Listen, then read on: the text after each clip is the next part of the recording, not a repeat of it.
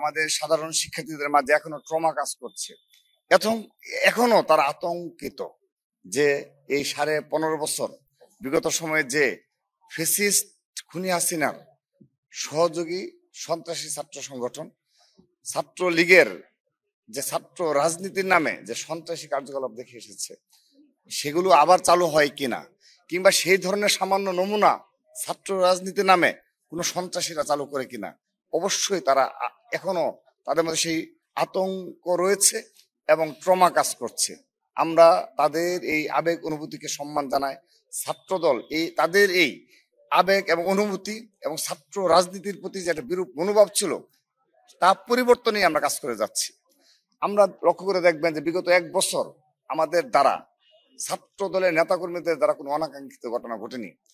শুরুতে 5 আগস্ট 2024 সালের শুরুতে কিন্তু কিছু অনাকাঙ্ক্ষিত ঘটনা দৃষ্টিগোচর হয়েছে। আমরা তাৎক্ষণিকভাবে কঠোর হস্তে তা দমন করেছি এবং সারা দেশে যে শিক্ষা প্রতিষ্ঠানে হোক না কেন সেখানে যদি সামান্যতম অনাকাঙ্ক্ষিত কোনো ঘটনা ঘটে থাকে আমরা এমন কঠোর ব্যবস্থা নিয়েছি যে পুরো বাংলাদেশে তার পরবর্তীতে কিন্তু সেই ধরনের পুনরাবৃত্তি ঘটেনি।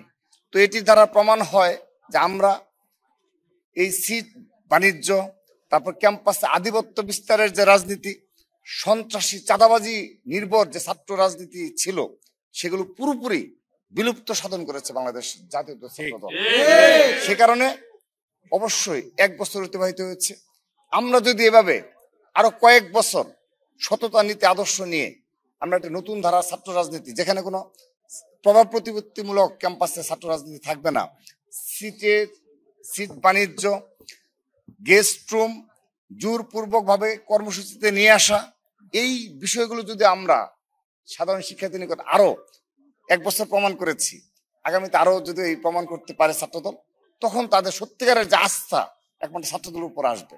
কারণ আমরা প্রকাশ্য রাজনীতি করে লক্ষ লক্ষ নেতাকর্মীদের নিয়ে আমরা কিন্তু এই ধরনের ছাত্র রাজনীতির উপর দিয়ে যাচ্ছি। আমরা কোনো কিছু হাইড করি না। আমাদের কোনো নেতা কর্মী যদি কোনো অপরাধ করে থাকে আমরা কিন্তু সেটাকে এড়িয়ে যাই না, আমরা তার বিরুদ্ধে ব্যবস্থা নেই।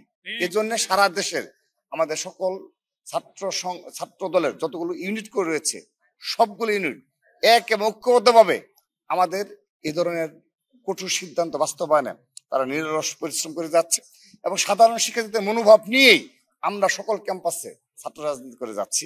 আগামীতেও সাধারণ শিক্ষার্থীদের এই মনোভাবে নিয়েই এবং তাদের এই আবেগ অনুভূতিকে সম্মান জানিয়েই ধারণ করেই আমরা আগামী ছাত্র রাজনীতি করে যাবো ইনশাআল্লাহ। আমরা একটা ফেসিবাদের বিরুদ্ধে দীর্ঘদিন লড়াই সংগ্রাম করেছি এবং তার পরিণতি ঘটেছে জুলাই আগস্টে গণ অভ্যুত্থানে রক্তাক্ত ইতিহাসের মাধ্যমে, যেখানে ছাত্র জনতা সত্যিকার অর্থেই পুরো বাংলাদেশে সাধারণ শিক্ষার্থীরা নেতৃত্ব দিয়েছে।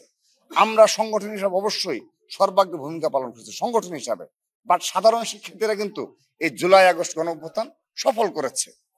এখন স্বাভাবিকভাবেই যেহেতু খুনি হাসিনা পালিয়ে গেছে এবং ছাত্রলীগের সন্ত্রাসীরা তারাও কিন্তু পালিয়ে রয়েছে এবং তারা অধিকাংশ দেশে বাইরে থাকলো শীর্ষ নেতৃত্ব তৃণমূলের যারা এখনো তাদের এই অবৈধ কর্মকাণ্ডের যারা ফলোয়ার্স ছিল তারা কিন্তু এখন দেশে আনাচে কানাচে লুকিয়ে আছে এবং তারা কিন্তু সোশ্যাল মিডিয়া অ্যাক্টিভ রয়েছে। আপনি সোশ্যাল মিডিয়া লক্ষ্য করে দেখবেন তারা এখনো ফিরে আসার স্বপ্ন দেখে। তারা এত বড় বড় অপরাধ করেছে, তাদের সেই ধরনের অপরাধের কোনো প্রকার যে তারা অপরাধী তার কোনো অনুশোচনা তাদের মাঝে আমরা লক্ষ্য করছি না এবং ছাত্র সমাজ লক্ষ্য করছে না। স্বাভাবিকভাবেই তারা কিন্তু এখন যদি সুযোগ পায় কোনো ক্যাম্পাসে বিশৃঙ্খলা পরিস্থিতি সৃষ্টি করার, অবশ্যই তারা সেখানে ভূমিকা পালন করছে। আপনি ঢাকা বিশ্ববিদ্যালয়ের হলগুলোতে আপনি লক্ষ্য করে দেখবেন তাদের আমরা একটি বিষয় লক্ষ্য করে দেখবেন যে একটি হলে যেখানে আমাদের শহীদ আবু সাইদ, শহীদ মুগ্ধ, শহীদ ওয়াসিম সহ বেশ কয়েকজন শহীদের নামে রুমগুলো নামকরণ করা হয়েছিল।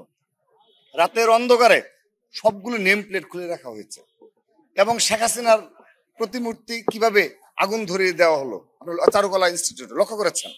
অর্থাৎ ছাত্র লীগের সন্ত্রাসীরা এখনো যে হলগুলোতে অবস্থান করছে এটা সুস্পষ্টভাবে প্রমাণ হচ্ছে। শুধু তাই নয়, আমাদের কাছে গোয়েন্দা তথ্য রয়েছে যে ঢাকা বিশ্ববিদ্যালয়ের বিভিন্ন হলে 10 জন 15 জন করে এক একটা টিম আকারে ছাত্রলীগের হোয়াটসঅ্যাপ গ্রুপ রয়েছে এবং তারা এখনো মনে করে যে শেখ হাসিনাই এই দেশের সেরা প্রধানমন্ত্রী ছিল। তারা যে ভুটচুর কিংবা গণহত্যার সাথে জড়িত এগুলো তাদের কোনো যায় আসে না।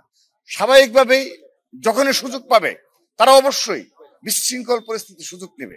আপনি দেখেন সচিবালয়ে যে হামলাটা হলো এবং আপনি মাইলস্টোনের ঘটনায় সচিবালয় এবং পরবর্তীতে বিভিন্ন জায়গায় যে হামলা হয়েছে সেখানে কিন্তু তাদের উপস্থিতি লক্ষণীয় ছিল। আপনারা হয়তো বা ভুলে গেছেন 5 আগস্টের পরপর এই নির্দলীয় সরকার গঠন করার পরপরই কোন সময় শাহবাগ অবরোধ করা হয়েছে, কোন সময় রিক্সা চালকদের উপর ভর করে, সিএনজি চালকদের উপর ভর করে, গার্মেন্টস যারা কর্মরত আছে তাদের উপর ভর করে নানাবিধ ইস্যুতে মিনিমাম 30 থেকে 40টা কর্মসূচি কিন্তু পালন করেছে। এবং সেখানে আমরা লক্ষ্য করেছি গাজীপুর সহ ঢাকার আশেপাশে এবং ঢাকার যে সকল ছাত্রলীগের সন্ত্রাসীরা রয়েছে তারা কিন্তু সেগুলোতে অংশগ্রহণ করেছে। অর্থাৎ তারা অবশ্যই শিক্ষা প্রতিষ্ঠানে যখনই কোনো বিশৃঙ্খল পরিস্থিতির সুযোগ আসবে তারা সেগুলো অবশ্যই সেগুলোতে অংশগ্রহণ করবে। সেজন্য আমি ছাত্র দলের পক্ষ থেকে সাধারণ শিক্ষার্থীদের বিনীতভাবে অনুরোধ করছি, ছাত্রদল দ্বারা যদি কোনো অনাকাঙ্ক্ষিত ঘটনা এবং কোনো প্রকার প্রভাব প্রতিপত্তিমূলক ছাত্র রাজনীতির এক্সাম্পল তৈরি হয় আমি তাদেরকে প্রতিবাদ করার আহ্বান জানাই। কিন্তু যদি আমরা ধৈর্য সহনশীল ভাবে, আমরা 15.5 বছর অনেক অত্যাচার নির্যাতন সহ্য করেছি, আমরা 1 বছর প্রমাণ করেছি যে ছাত্রদল দ্বারা আর কখনো সাধারণ শিক্ষার্থীরা কোনোভাবেই বিরক্ত হবে এবং তাদের শিক্ষা জীবন ক্ষতিগ্রস্ত হবে, তাদের পড়াশোনা ক্ষতিগ্রস্ত হবে এমন কোন ছাত্র রাজনীতি ছাত্রদল করবে না। আমরা 1 বছর প্রমাণ করেছি। আমরা যদি এই প্রমাণ দিয়ে যাই সাধারণ শিক্ষার্থীরা যেন আমাদের এই বিবেচনা করে। হ্যাঁ, এটি স্বাভাবিক। যারা সত্যিকার অর্থে মুক্তিযুদ্ধের চেতনাকে বিশ্বাস করে এবং আপনি কখনো অস্বীকার করতে পারবেন না যে 1971 সালে এই দেশে গণহত্যা হয়েছে, এটি কোনোভাবেই কোনো ভাষায় আপনি এটি ব্যাখ্যা করতে পারবেন না। অবশ্যই গণহত্যা হয়েছে।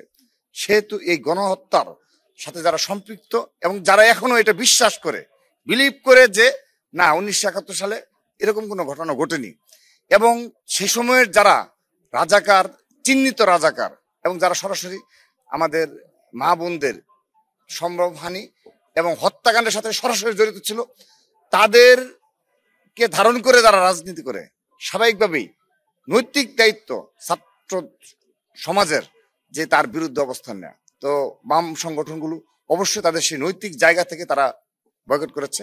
তো আমরা কিন্তু বয়কট করিনি, ছাত্রদল বয়কট করিনি, কারণ ছাত্রদল সুযোগ দিয়েছে।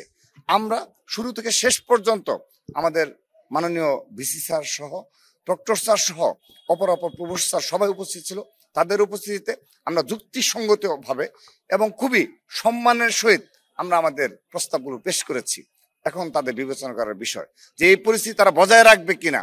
অবশ্যই সেখানে আমরা সর্বসম্মতিক্রমে প্রায় 21টি ছাত্র সংগঠন ছিল, সেখানে শুধুমাত্র গণ অধিকার পরিষদ ব্যতীত সকল ছাত্র সংগঠন এই গুপ্ত রাজনীতির বিরুদ্ধে অবস্থান নিয়েছে।